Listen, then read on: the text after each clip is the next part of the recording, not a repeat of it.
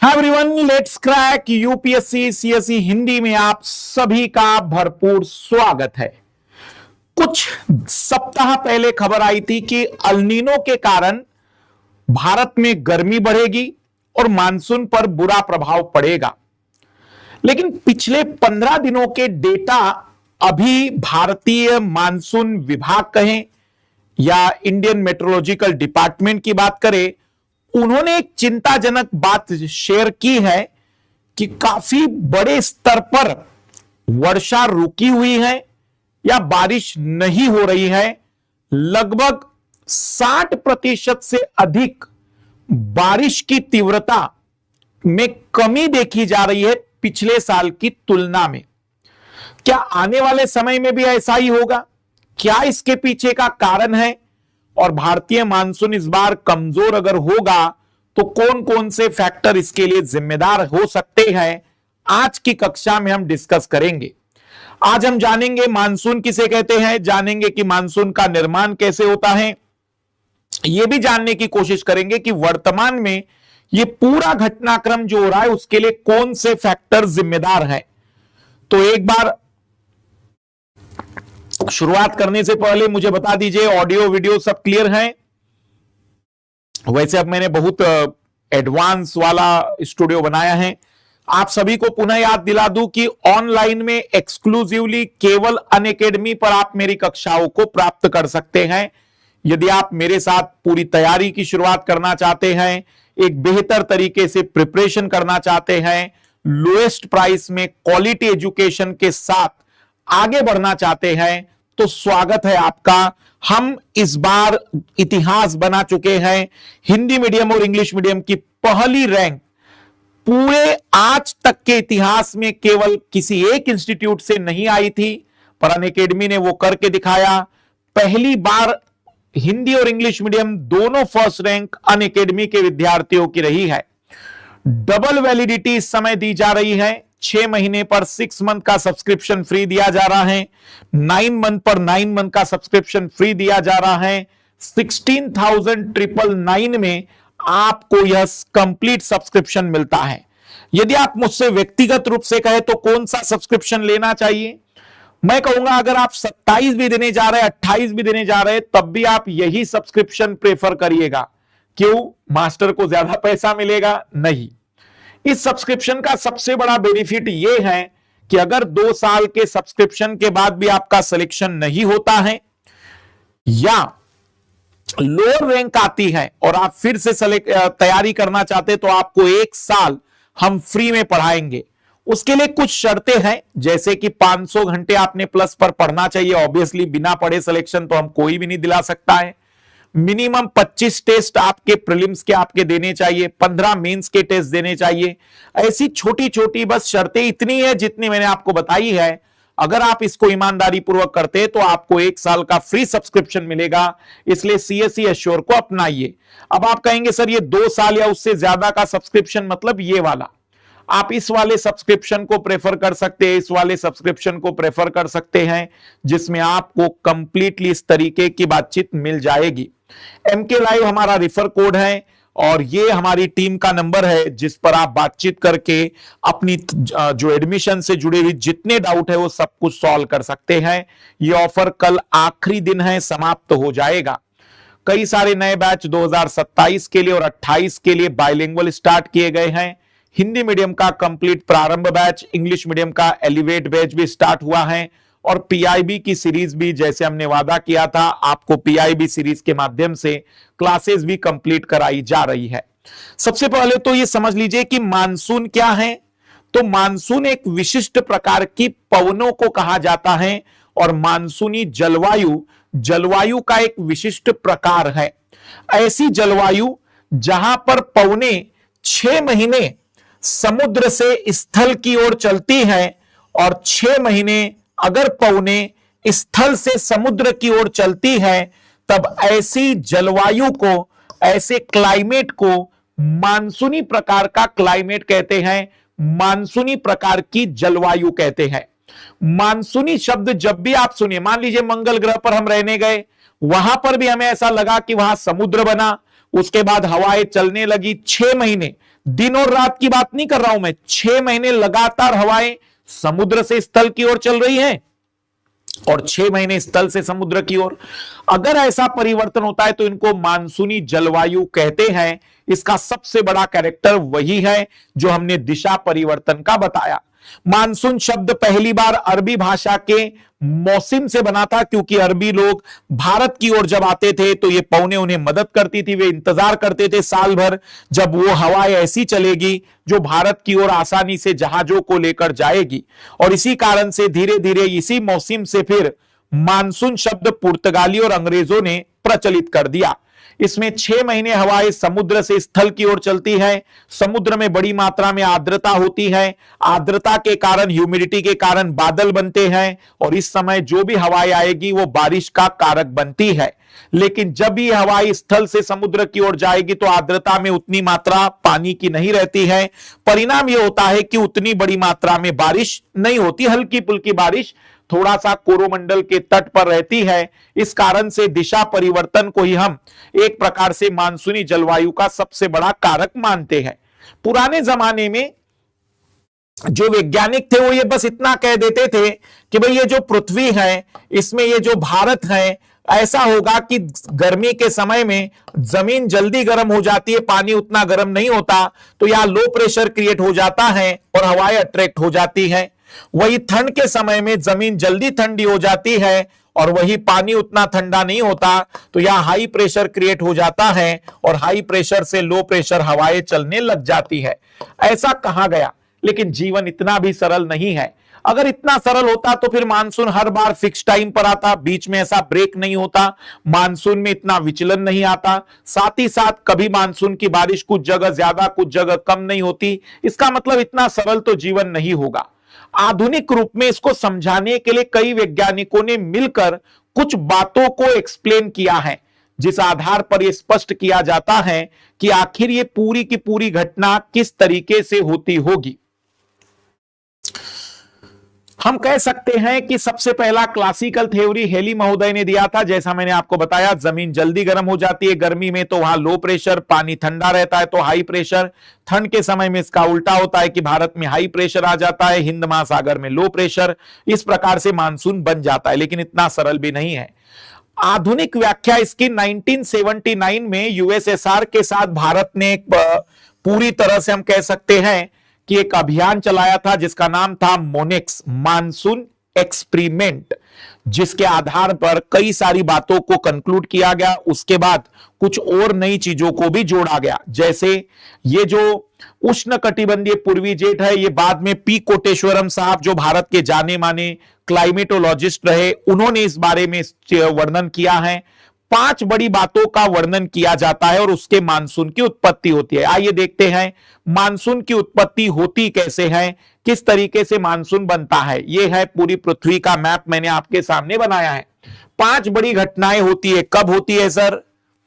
मार्च के बाद 1 अप्रैल से समझ लीजिए, क्योंकि गर्मी का मौसम आना वहां पर शुरू हो जाता है। तो सबसे पहले 1 अप्रैल जैसे ही सूर्य ऊपर की ओर आना शुरू होता है, ऊपर की ओर मतलब विषुवत रेखा से ऊपर ज्यादा चमकने लगता है, उत्तरायण होता है, मतलब उत्तर की ओर इसका शिफ्टिंग होता है, नॉर्थ की ओर शिफ्टिंग होता है, यहां पर गर्मी बढ़ने लग जाती है, दिन की लंबाई बढ़ती है। तो ये वाला जो पूरा का पूरा थार रेगिस्तान है, ये बहुत ज्यादा गर्म होने के कारण यहां से हवाएं गर्म होकर ऊपर उठती है और ऊपर उठने के बाद यहां एक टापू है मस्करनीज द्वीप समूह, यहां पर हवाएं गिरती है बड़ी मात्रा में। लगातार हवाओं के ऊपर उठने के कारण यहां लो प्रेशर जन्म लेता है। अरबियन प्लेटू पर भी कुछ इसी प्रकार की घटनाएं इस गर्मी के कारण होती है, वहां से भी हवाएं ऊपर उठकर मस्करनीज द्वीप पर गिरती है। ऊपर उठना मतलब आसमान में ऊपर उठेगी, ठंडी होती जाएगी और एक समय के बाद फिर भारी होकर गिर जाएगी। जहां गिरती है पृथ्वी के घूर्णन के कारण जगह बदल जाती है, मस्करनीज द्वीप पर गिरती है। यह पहली घटना होती है। दूसरी घटना होती है इसी दौरान, जो हमारे तिब्बत का पठार है वो नग्न पठार है। नग्न मतलब उस पर कोई पेड़ पौधे नहीं है। तिब्बत का पठार बहुत गर्म हो जाता है और यहां की गर्म हवाएं और ऊपर की ठंडी हवाओं के तापांतरण के कारण यह विशेष प्रकार की जेट पैदा होती है। ये जेट क्या है? अत्यधिक गति वाली हवाएं आसमान में पैदा होती है और ये इस तरीके से गतिमान होती है, भारत के ऊपर से होकर गुजरती है। जहां पर भी इसका ये वाला हिस्सा आ जाता है वहां हाई प्रेशर क्रिएट होता है, जहां पर इसका इस तरीके का श्रृंग आ जाता है वहां पर लो प्रेशर क्रिएट होता है। तो जहां पर भी उसका क्रिस्ट आ जाएगा वहां लो प्रेशर, जहां पर भी उसका ट्रफ आ जाएगा वहां हाई प्रेशर जन्म लेने लग जाता है, और उसका मस्करनीज पर एक प्रकार से हाई प्रेशर और इंडिया पर लो प्रेशर क्रिएट हो जाता है। एक दूसरे लो प्रेशर का सपोर्ट मिल गया। जिस समय ग्रीष्मकाल भारत में चल रहा है, इस समय यहां ठंड चल रही है, तो यहां हाई प्रेशर जन्म ले रहा है। ठंड के कारण जमीन जल्दी ठंडी होगी, ये हवाएं चलने लग जाती हैं, लेकिन यहां पर इंडोनेशिया के द्वीप समूह इसके रास्ते में आ जाते हैं, तो ये हवाएं मस्करनीज के साथ जुड़कर यहां के हाई प्रेशर को और मजबूत करती है। पूरे 2 महीने भर का काम चल रहा है। ये तीसरी घटना, ऑस्ट्रेलिया की जो हवाएं हैं वो इंडोनेशिया के तट से टकराने के बाद मस्करनीज की ओर झुक जाती है और उसके हाई प्रेशर को बढ़ा देती है। इसी दौरान एक इंपॉर्टेंट लो प्रेशर बेल्ट होता है पूरी पृथ्वी पर, जिसका नाम है ITCZ, inter tropical conversion zone. एक लो प्रेशर वाला बेल्ट है, एक लो प्रेशर का पट्टा है। ये जहां जाता है वहां पर समुद्र की हवाएं खींच लेता है। ये भारत की ओर लगभग इस जगह पर स्टैब्लिश हो जाता है। ये बड़ी अचंभे के साथ बातचीत है कि इसकी लोकेशन सामान्यतः 0 डिग्री होती है, लेकिन इस दौरान जब मार्च, अप्रैल और मई का महीना आ जाता है, जून और जुलाई का महीना आता है, भाई साहब 25-30 डिग्री नॉर्थ लेटीट्यूड पर जमा हो जाता है, यहां स्टेबल हो जाता है। इस कारण से यहां पर फिर से लो प्रेशर क्रिएट हो जाता है। तो पहली घटना हुई थार और अरेबियन प्लेटू के कारण उत्पन्न लो प्रेशर के कारण। दूसरी घटना हुई पी कोटेश्वरम की तिब्बत के पठार वाली घटना के कारण, जहां पर एक विशेष प्रकार का जेट पैदा हुआ। तीसरी घटना हुई ऑस्ट्रेलिया के हाई प्रेशर के कारण, वे हवाई मस्करनीज को मजबूत कर देती है। चौथी घटना हुई ITCZ जैसी संरचना, जो कि एक बेल्ट है लो प्रेशर का, वो 0 डिग्री पर होता है, लेकिन इस दौरान शिफ्ट हो जाता है। और आखिरी घटना, 5वीं घटना होती है, यहां सोमालिया के पास गर्म पानी मिलता है और सोमालिया के पड़ोस में ही यहां पर केनिया और यहां मिलने वाले जो देश है, यहां पर एक ऊंचा पर्वत है, काफी ऊंचा पर्वत है, जिसकी चोटियां बर्फ की बनी होती है। मात्र 4 किलोमीटर की ऊंचाई पर बर्फ मिलना और नीचे गर्म पानी का मिलना तापांतरण पैदा कर देता है। और इसी तापांतरण के कारण, जरा यहां पर्वत का नाम बताइएगा, कौन सा पर्वत है जो पूरे के पूरे अफ्रीका का सबसे ऊंची चोटी भी है। इस तापांतरण के कारण यहां एक और जेट पैदा होता है, जो सबसे कम ऊंचाई का जेट है। इसे फाइन लेटर जेट कहते हैं हम लोग। फाइन लेटर जेट सबसे बाद में खोजा गया जेट, या फिर सोमालियन जेट भी कहते हैं। यह जेट यहां मस्करनीज से जो हवाएं अब चलेगी, उसको यह दिशा प्रदान कर देगा, उसको यह डायरेक्शन दे देगा भारत की तरफ मुड़ने की, क्योंकि ये तेज हवाएं इसको ढकेल देगी। सुनने में सब बढ़िया लग रहा है कि ठीक है सर, मानसून तो बन गया। अब यहां पर जैसे ही मस्करनीज पर हाई प्रेशर मजबूत हो जाएगा, या लो प्रेशर और लो प्रेशर मजबूत हो जाएगा, तो अपने आप हवाएं चलना स्टार्ट करेगी। सोमालियन जेट उसको डायरेक्शन देगी और भारत की तरफ 1 जून के आसपास बारिश होना शुरू हो जाएगी। घटनाक्रम कुछ ऐसा होता है। हमने कहा भाई बहुत बढ़िया, सब कुछ तो ठीक है, फिर सर दिक्कत कहां पर है? आइए जरा दिक्कत देखते हैं। ऐसा नहीं कि जीवन इतना सरल है, इसके अलावा भी कई सारी चीजें होती है। वास्तविक रूप में भारत के ऊपर इतना लो प्रेशर क्रिएट होता है कि ये पूरी हवाएं भारत की ओर अट्रैक्ट होती है, और इनका ओरिजिन लगभग दक्षिण पश्चिम का होने के कारण हम इसे दक्षिण पश्चिमी मानसूनी पवने नाम देते हैं। जियोग्राफी में किसी हवा का नाम उसकी उत्पत्ति के आधार पर दिया जाता है। ITCZ यहां होना चाहिए था, ऊपर चला जाता है, जैसे मैंने आपके सामने रखा है। इस तरीके के सारे घटनाक्रम होते जा रहे हैं। Tropical easterly jet P Koteswaram ने बताया कि पठार पर पैदा होता है, तिब्बत के पठार पर यह सारा कुछ चल रहा है। लेकिन अब क्या दिक्कत आ रही है? तो इसके पीछे का एक बड़ा कारण है, वर्तमान का जो सबसे बड़ा रीजन है, सब ट्रॉपिकल जेट स्ट्रीम। एक ऐसा जेट, यह ऐसा जेट है जो पूरी पृथ्वी पर मिलता है। यह तिब्बत वाला अलग था, यह अलग से मिलता है पूरी पृथ्वी पर। भाई साहब, इसका प्रेजेंस भारत में हिमालय के ऊपर एक ब्रांच होती है और हिमालय के नीचे एक ब्रांच होती है जब ये हिमालय को पार करता है। उसका कारण है क्योंकि हिमालय बहुत ऊंचा पर्वत है, मतलब इस जगह पर हिमालय की ऊंचाई के कारण इस जेट को ये दो हिस्सों में तोड़ देता है। उसकी एक ब्रांच चली जाती है हिमालय के पार और दूसरी ब्रांच रहती है हिमालय के नीचे। बहुत अत्यधिक गति वाला जेट है और ये जेट जब भी मानसून चलना शुरू करता है तब उस समय यह ऊपर शिफ्ट हो जाता है, पूरी तरह से ऊपर चला जाएगा जब भी मानसून चलना स्टार्ट करेगा। लेकिन इंडियन जो मानसूनी वैज्ञानिक है उनकी चिंता यही है, ये जो सब ट्रॉपिकल वेस्टर्न जेट था ये भाई साहब ऊपर गया ही नहीं है अभी तक, और इस कारण से वो मानसूनी हवाएं वेट कर रही है कि तुम जाओगे तब तो हम आएंगे। और इस कारण से हमारी जो अरब सागर की शाखा है, कन्याकुमारी से मानसून टकरा गया लेकिन अरब सागर की शाखा आगे बढ़ ही नहीं पा रही है क्योंकि ये ऊपर की तेज हवाएं इस पूरी मानसूनी हवाओं को अभी रोक कर रख रही है। पहला बड़ा कारण जिसके कारण मानसून इस बार कमजोर पड़ता दिख रहा है ये जेट, और इसके पीछे का कारण है इसकी तीव्र गति। लगातार यहां पर जलवायु परिवर्तन के कारण इसका जो कमजोर पड़ना होता था, शिफ्ट होना होता था, ये अभी तक कमजोर नहीं पड़ा है। तो क्या सर ये अब ये पूरा टाइम ऐसा ही रहेगा? नहीं, लोग वैज्ञानिक कह रहे हैं, भूगोल शास्त्री कह रहे हैं कि थोड़ा वेट करिए, हो जाएगा वो कमजोर और मानसूनी पवनें चलना शुरू होगी। लेकिन ऐसा होगा कब ये किसी को नहीं पता है क्योंकि इसको देखा थोड़ी जाता है, बस महसूस करते इसकी तीव्र हवाओं के आधार पर। तो ये एक बड़ा रीजन है जिसके कारण ये समस्या पैदा कर रहा है सब ट्रॉपिकल जेट स्ट्रीम। इसके कारण इस समय भारत का मानसून रुक सा गया है सब ट्रॉपिकल जेट स्ट्रीम के कारण। अब वर्तमान में भारतीय मानसून के विलंब होने में केवल एक नहीं कई और कारक भी है। एक तो मैंने आपको बताया सूखी हवाएं इस जेट स्ट्रीम के कारण आ रही हैं जिसके कारण यहां भारत में स्ट्रॉन्ग वेस्टर्न डिस्टर्बेंस, पश्चिम से लगातार डिस्टर्बेंस बना हुआ है और इसी के साथ साथ ये जो सब ट्रॉपिकल जेट है इसने हमारे मानसून को रोक दिया है, एक बड़ा कारण ये है। लेकिन इसी समय जो दिसंबर से अल्नीनो का जन्म होना था और लगातार अल्नीनो के कारण टेम्परेचर यहां का बढ़ता जा रहा है, तो ये जो मस्करनीज की हवाएं हैं ये कहीं इधर ना शिफ्ट हो जाए।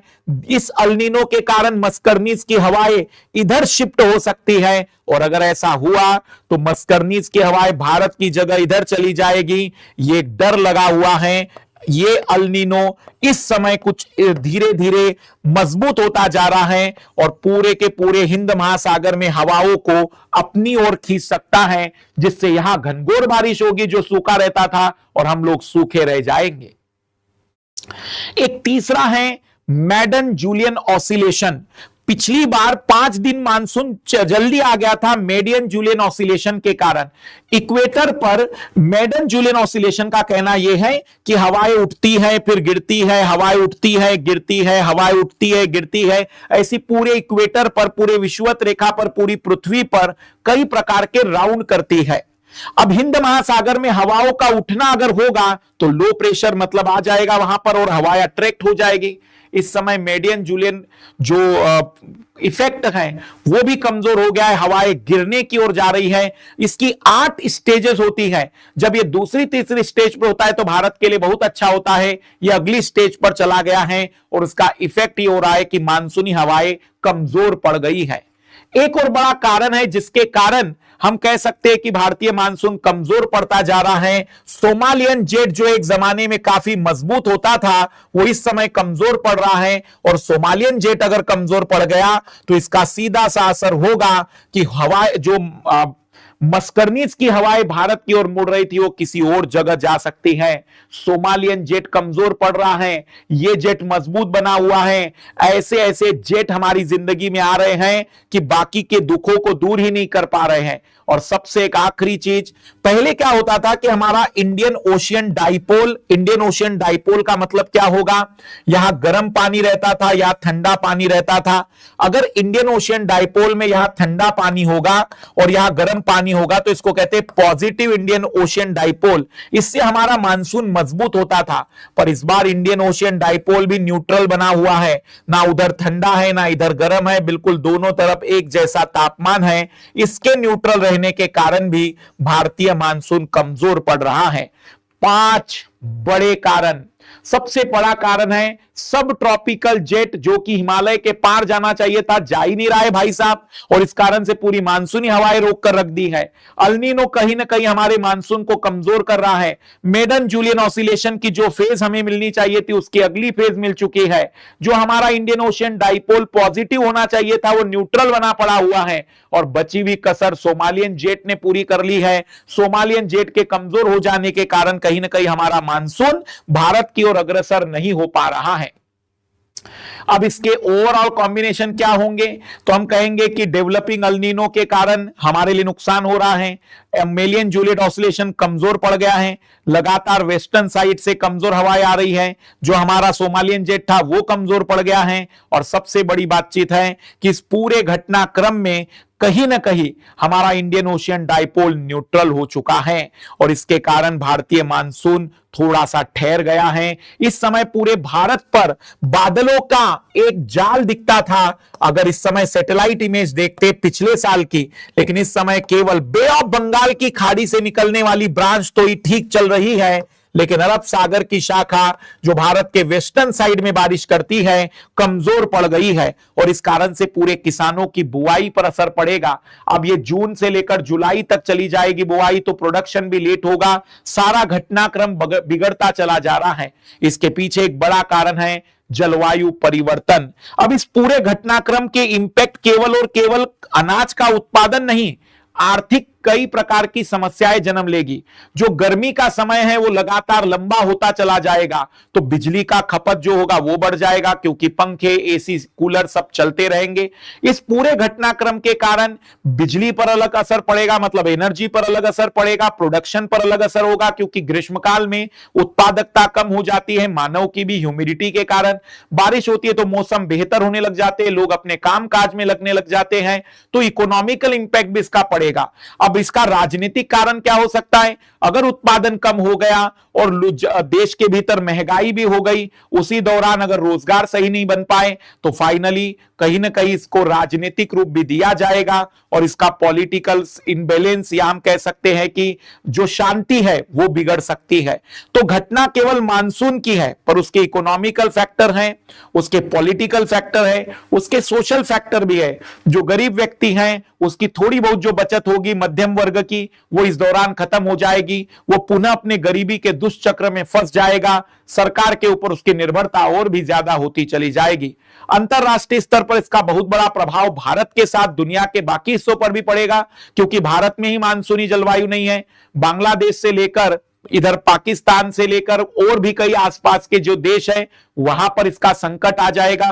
तो इस जगह पर जब देश के अंदर की समस्याएं बढ़ जाती है, तो पड़ोसी देश अपने देश के लोगों को शांत करने के लिए अपने पड़ोसी देशों के साथ युद्ध की स्थितियां निर्मित कर सकता है। इस क्षेत्र में अंतरराष्ट्रीय अशांति का माहौल पैदा हो सकता है। फाइनली अन्य यूरोपियन देशों पर, अमीर देशों पर, संस्थानों पर निर्भरता बढ़ेगी, क्योंकि कर्जों की मांग की जाएगी।